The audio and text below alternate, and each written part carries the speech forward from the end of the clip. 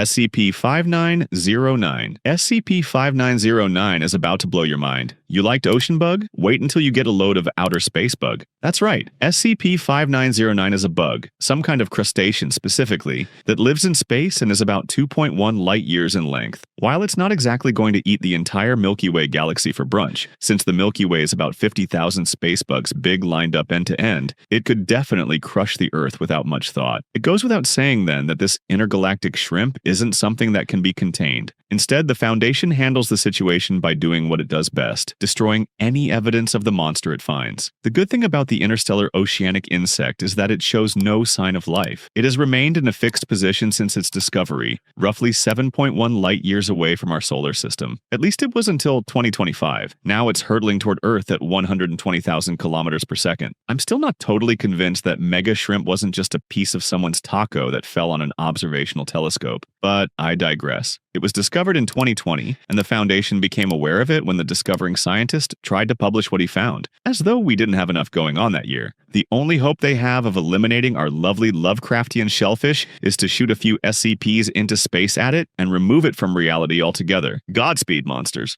SCP-3125. SCP-3125, also known as the Constant of Transcendence, is the opposite of other SCPs in just about every conceivable way. It is located everywhere else in the universe except its own container. It's described as a transcendent entity partially intersecting with the universe, and an anti-meme that has hidden itself from the general consciousness. Anyone that thinks of or acknowledges SCP-3125 is immediately attacked and dismembered. There's only one chamber immune to this consequence, and it's the chamber intended for this creature. Otherwise, in theory, just by listening to me describe it, you've lost the game. SCP-3125 also encompasses several other manifestations of the same idea, because it is inherently infinite and can do and manipulate anything in the universe. If it sounds confusing, it's because it is. It's a concept beyond anything our puny human minds can comprehend. Awful mysterious for something also called the cosmic starfish. SCP-920. SCP-920 is just a deep kind of guy. Have you ever met someone at a party that you instantly connected with and never saw again? That's our quirky anomaly, SCP-920. He's described as an Asian male of indeterminate age who just wanders around and falls into the Euclid category. Witnesses of SCP-920 feel compelled to walk and talk with him. He's not among the scariest SCPs, but there's a wicked catch for a soul-opening discussion. If you follow him, you can and will get lost. Nobody is certain when it will happen, and the causes vary. Sometimes GPS or radar equipment will spontaneously malfunction. Other times, anomalous weather will roll in, like a dense fog or severe storm. SCP-920 also seems to possess abilities normal humans don't. He can wander through oceans, deserts, tundras, and just about any other dangerous environment he stumbles into. He never eats or sleeps, only ever wandering aimlessly. Dude probably has calves of steel. He's an SCP uncontainable by his very nature. Any attempt at moving or escorting him will result in one or both parties getting lost. Even if one were to try and give SCP-920 directions to a secure location, then he'd become lost. That's right, sometimes those who wander are irrevocably and catastrophically lost. Maybe SCP-920's crime is that he's got the worst travel luck in history, or he's had an extremely specific curse put on him. Either way, the Foundation has no way of transporting him to a facility or restricting his movements, so they just let him do his thing. I gotta say, I'm envious. Never have to eat, work, or pay bills and travel the world? He's living the dream. SCP-610. SCP-610 is some kind of infection that makes people look like the garbage bin behind a Halloween haunted house after Texas Chainsaw Massacre night. It's not clear whether it's a virus, bacteria, fungus, or mass hysteria-induced hallucination. The infection covers a wide region of Russia and therefore cannot be contained, so the Foundation, in coordination with the Russian government, has established a perimeter to restrict entry under the guise of military operations. Any infected living thing that comes near the perimeter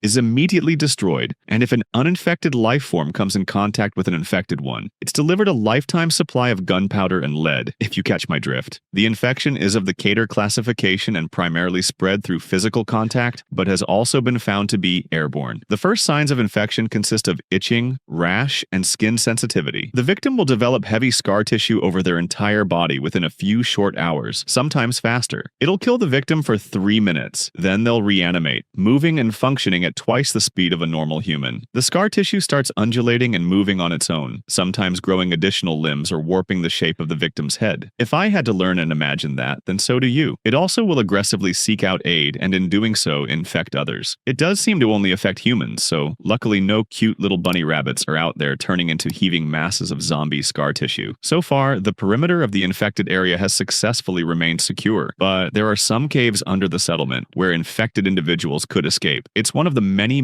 SCP anomalies that could conceivably result in an apocalypse, so the Foundation's efforts to secure the cave don't make me feel much better. SCP-396. SCP-396, similarly to 3284, is an object that likes to just disappear sometimes. This king of Irish goodbyes is a steel and red plastic chair, not unlike the ones found in elementary schools that smell like a first-generation PlayStation. Anyone unlucky enough to be sitting on it when it decides to disappear will be transported to wherever the chair goes. It also has the quirk of swapping places with a chair wherever it goes, acting as the terror of interior designers everywhere. There doesn't seem to be any rhyme or reason to when or where it teleports, but it seems to do it every 4 to 12 days. As one could guess, the chair cannot be contained because it can simply teleport away from any prison it's put into. It appeared on the Foundation's grounds one day, then shortly thereafter teleported to Korea, swapping places with a sofa and the random guy who was sitting on it. The person was given forget-it pills and returned home. Nobody had any theories about what causes the teleportation or how to stop it, but it's known to vanish up to 58 times in a single year. It's just too wild and free for the Foundation. It kind of makes me wonder what the parameters for chair are. Can it swap places with just anything you might sit on, like a stump? Or something in the shape of a chair, like a sculpture made of popsicle sticks? I have many questions. SCP-3812. SCP-3812 was once just a regular person, an African-American man named Sam Howell. Sam died in 1996, then ascended from the grave shortly after, separate from his body. Initially, he looked more or less the same, but his appearance warped and strayed from its original form increasingly over time, and now he's just vaguely human-shaped. He also exhibits severe symptoms of schizophrenia. He seems paranoid, hallucinates, experiences bouts of mania and depression, and cannot differentiate between things living and dead. Because evidently an eternity of being a ghost blob wasn't enough for this poor guy. Admittedly, I'm surprised that there aren't more ghost SCPs. While SCP-3812, a member of the Keter class, was initially cooperative with the Foundation, he became adept at evading capture by manipulating reality, even going so far as to cause human beings to vanish. He influences events that ultimately lead to his capture, and therefore the task becomes virtually impossible. It's unclear how this is possible because the being does not show signs of being able to accurately perceive the world. The only possibility of containment is restricting its influence on dense population centers. It poses a severe risk to the world and the very fabric of reality. It's unclear why so much power befell a random dead guy.